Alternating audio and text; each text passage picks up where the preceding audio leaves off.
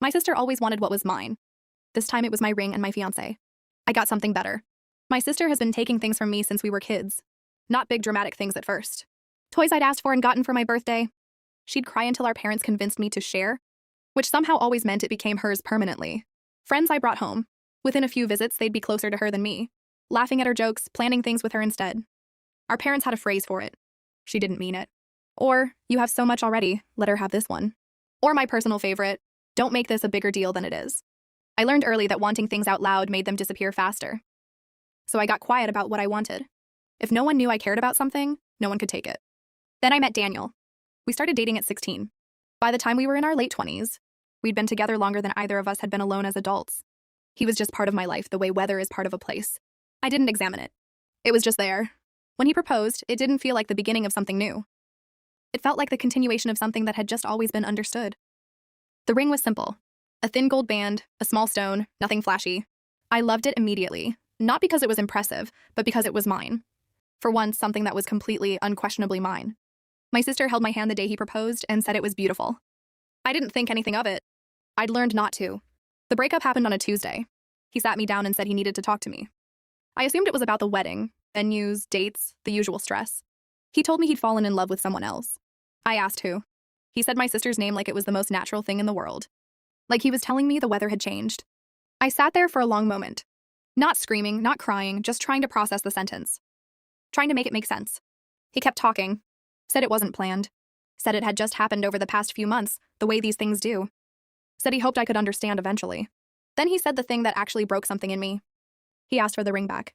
She's always loved that ring, he said. I thought, since it's already in the family, it would mean a lot to her. I gave it back. I don't fully know why, even now. Maybe I was in shock. Maybe some part of me, the part that had spent 25 years learning that wanting things was pointless, just complied. The way I always had. I took it off and put it in his hand, and he thanked me. Thanked me. Like I'd done him a favor. When I told my parents what happened, I expected them to be furious. This wasn't a toy or a friend. This was my engagement, my sister. My mother's first words were, "Oh, honey. These things happen." My father said, "You two probably weren't right for each other anyway, if he could fall for someone else that easily." And then, the line that ended it for me completely. My mother, trying to find a silver lining, said, "Well, at least the ring is staying in the family." I looked at both of them, waiting for something. An apology. An acknowledgement, anything. It didn't come. I said okay. I said I needed some time. And then I went home and I didn't call anyone back. Not my parents. Not my sister. Not Daniel. I just stopped. The first few weeks were not triumphant. I want to be honest about that. Because I think people expect this part of the story to be empowering right away. And it wasn't. It was just quiet. Too quiet. I'd go to work, come home, and sit in an apartment that suddenly felt enormous. I'd been someone's girlfriend since I was 16 years old. I didn't know what to do with a Saturday that wasn't built around someone else's plans. I didn't know what restaurants I liked, only which ones he didn't. I didn't know what music I'd choose, only what played in his car, because that's what we always listened to. I lay awake a lot, replaying the conversation. Replaying 20 years of she didn't mean it. Wondering if I'd overreacted by going silent. Wondering who I even was underneath all of it. And then one night, around 2 a.m, it hit me. I don't know who I am without him.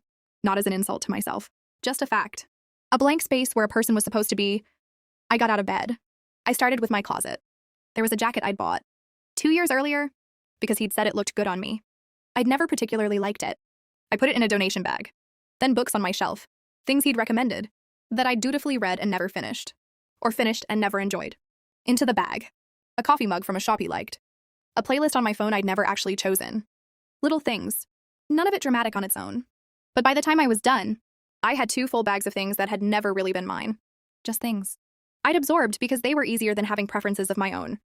I didn't keep any of it. The next morning, still in my pajamas, I booked a trip. Somewhere I'd wanted to go for years. Somewhere he'd always waved off. Too touristy. Too expensive. Not really his thing. I didn't ask anyone. I didn't run it by anyone. I just booked it. And then I kept going. There was a restaurant downtown he'd always said was overpriced and pretentious. I went. I ordered whatever I wanted. I didn't split anything with anyone. There was a band I'd loved since college that he rolled his eyes at every time they came up. They were playing a few weeks later. I bought a ticket and went alone and sang every word. A friend invited me dancing, something he'd never wanted to do. So I'd just never done it for years. Without ever deciding not to. I went. I danced until my feet hurt. I laughed more that night than I had in months. None of these things were huge. That's what got me, honestly. Each one was so small, but stacked together, they added up to something enormous. A whole version of myself I'd quietly packed away, year after year, without ever noticing I was doing it. Not because he'd demanded it. Because I'd learned to make myself smaller before anyone even had to ask. For the first time in my adult life, I wasn't managing anyone's comfort but my own. 5 years went by. We weren't estranged exactly, the occasional holiday text, a birthday call, but I'd built a whole life that had nothing to do with any of them. And most of the time, that life was full enough that I didn't think about the rest very often. Then my mother called and asked if I'd come for dinner. Just a normal Sunday thing, she said. My sister and the twins would be there too. I almost said no. But something in me, maybe just curiosity, maybe just the fact that none of it felt heavy anymore, said yes. When I got there, my mother pulled me into the kitchen before anyone else arrived. She looked tired in a way that had nothing to do with cooking. She told me about the twins, 5 years old now, a matched set of chaos. A lamp broken last month, crayon on the walls that wouldn't fully scrub off. One of them had pulled a curtain rod clean out of the wall the last visit. And my sister had just laughed and said, "That's twins for you." My mother said she'd started dreading the visits. She loved her grandkids, she really did. But she'd stopped looking forward to seeing them. And that admission seemed to cost her something to say out loud. "I keep telling myself I should say something," she said. "Set some kind of limit," but she gets so defensive. And then I feel guilty, like I'm choosing the house over my own grandkids. I didn't say much. It was strange. Hearing my mother, and who had spent my entire childhood asking me to bend, to give things up, to not make things harder for everyone else, now describing that exact same dynamic, except this time she was the one being asked to absorb the cost. I didn't point that out. It didn't feel like mine to point out anymore. A little while later, my sister arrived with the twins, and the house immediately filled with noise, shouting, running. Something knocked over within about 90 seconds of them walking through the door. My mother went into a kind of practiced damage control mode, herding them toward the back room with snacks and a tablet, the air of someone who'd done this many, many times. Then the front door opened again and Daniel walked in. Nobody had mentioned he'd be there. I could tell by the look on my mother's face that even she hadn't expected him. He must have come to pick up the twins later, or drop something off. Some excuse that didn't really matter once he was standing in the doorway. He stopped when he saw me. Just for a beat too long. "Oh, hey," he said, recovering. "Didn't know you'd be here?" "Just visiting," I said. All through dinner, I'd catch him glancing over. Not obvious, not creepy exactly, I'm just looking. The way you look at something you used to have and forgot you missed. I hadn't been looked at like that by him in a very, very long time. It was strange to notice it now from the outside, like watching it happen to someone else. After dinner, while my sister wrangled the twins and my mom went to find extra napkins, I ended up at the sink rinsing dishes, mostly just to have something to do with my hands. Daniel appeared beside me a minute later, drying a plate that didn't really need drying. "You look really good," he said, quieter now, like it was just between us. "Like, really good?" "Thanks," I said, not looking up from the sink. He hesitated, then leaned in slightly, lowering his voice further. "Can I be honest with you? I've been thinking a lot lately. About everything. About us, actually. Things with your sister haven't been good for a while. And seeing you tonight, I don't know. It just made me realize I made a mistake. A big one. I think about it more than you'd probably guess." He paused, like he was building up to something, and then said it anyway. "I'd really love to reconnect, if you'd ever be open to that." I turned off the water, dried my hands on the towel, looked at him, really looked, for the first time all night. Then I laughed. Not meanly. Just genuinely, like he'd said something mildly funny. "Not interested," I said. And I walked back into the dining room to say goodbye to my mom. A few minutes later, on my way out, I passed my sister in the hallway, wrangling the twins toward their shoes. Daniel had gone quiet, hovering near the kitchen, not looking at either of us now. I glanced at my sister's hand as she bent down to grab one of the twins' shoes.